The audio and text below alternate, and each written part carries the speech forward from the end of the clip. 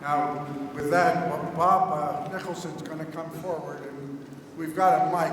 We found in some of the other sessions, people like to ask questions from their seats, so we're going to try to pass the mic around to people who might ask questions. I'll try better. I'd like to know if NaCCRA has any statements of good practice with regard to two simple questions. Should governing board minutes be accessible to residents? And when residents serve on governing boards, are they picked by the Residents Association or by management? Could you repeat the question? Al, are you looking to? Repeat the question? Okay, you want me to, I'll try to answer the question. Let's see, I'm not sure that I got it completely. There were two questions. What was the first question? Minutes of the board for residents and who chooses the residents on the board. Okay. My own feeling, and this is my own personal feeling, we haven't really discussed this. I don't think that board members a board of directors is committed to the organization, the entity as a whole. That's a requirement of law. That's rooted in the English common law, and we've taken it over into this country. So all board members have a duty of loyalty, care, obedience, and confidentiality to serve the entity. Within that context, a resident can serve if they have the requisite qualifications. But it's not a representative body like the Congress of the United States. A board is expected to operate in a collegial way and try to arrive through deliberation at the best choices, and they don't. And so the risk might be that you would have this sort of posturing and pandering that we've been seeing from Congress of late, and I don't think any of us would want that in an organization to which we've committed our lives. But maybe somebody else has a slightly different perspective. Go ahead, Mark. You want to come up here? New Jersey has a study on resident participating in boards, if you go to the website. One of the questions was, are minutes of the board meetings available to residents? And I think this is a great forum to find out what the practice is. In your community, are the board minutes available to residents? If the answer is yes, please raise your hand. And how about they are not? Very much not. The preponderance of response to that question is they are not. The other part of the question related to how are the resident members of the board chosen? Are they elected by the residents, or are they elected through the nominating process chosen through the nominating process of the board? Is that a fair assessment of what your question? Right. Let's again see what the audience response is to that.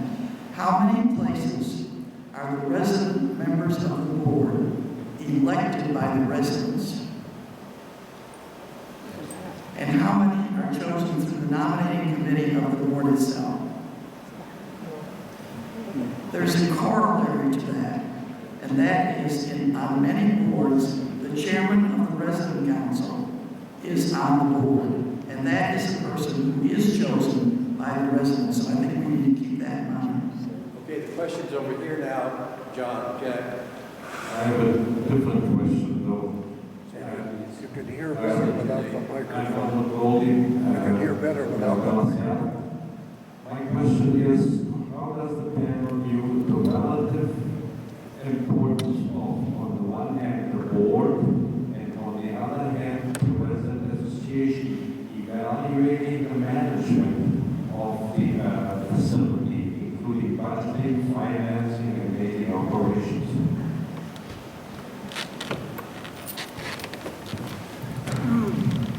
The question is the evaluation of the management a prerogative of the board, or should the resident association be involved? I'd like to hear some discussion. Does anybody in the audience have an opinion one way or the other, or how they think it should be?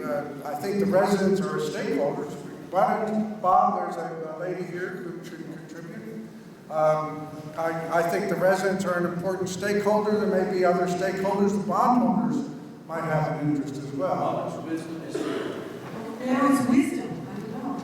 I'm Cynthia Rosenberg, I'm Associate Executive Director of Seabrook Village in Tin Falls, New Jersey. And I think it is the responsibility of the board and every board, not only in this industry, but in every industry, to evaluate management.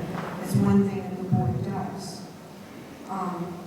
We conduct resident satisfaction surveys every year. You would say you do it every other year. I think this is a critical input to the board as to how management is doing, and that is from every single resident. We take resident satisfaction survey results extremely seriously as being presented. So I think there's a balance between both of them. Is there anything more on that topic? Do we have another question? We have questions up front. Sure. From our Virginia contingent. I just want to share our feeling. We live in a fantastic CCRC in Virginia Beach, Virginia. I attended a approachable leader session yesterday, and our director is one of the most approachable leaders you could ever have. He had all the attributes. However, there is absolutely no feeling of partnership. Absolutely none. He is adamant that there will not be residents on board. So we have a person who is so fantastic on one side, but keeps us out on the other. My brief question to Maureen is, and I know we don't want to spend a lot of time on it, but a little bit more about the retreat. Who goes to the retreat you talked about? Use that The retreat that we're going to have next month, and similar to what we had last year, is for the full board of directors and the full resident council. Oh, the resident council executive committee? So the comment is the resident council executive committee or the full? It is not the full resident association, which is the whole community of independent living. The resident council is the elected representatives who meet every month and chair the committees and so on. So it is. We call that our executive committee. So it's that group that meets in the retreat? Yes. I would just add a thought of my own on this topic. We recently had our executive director left, and so they were bringing in a new executive director.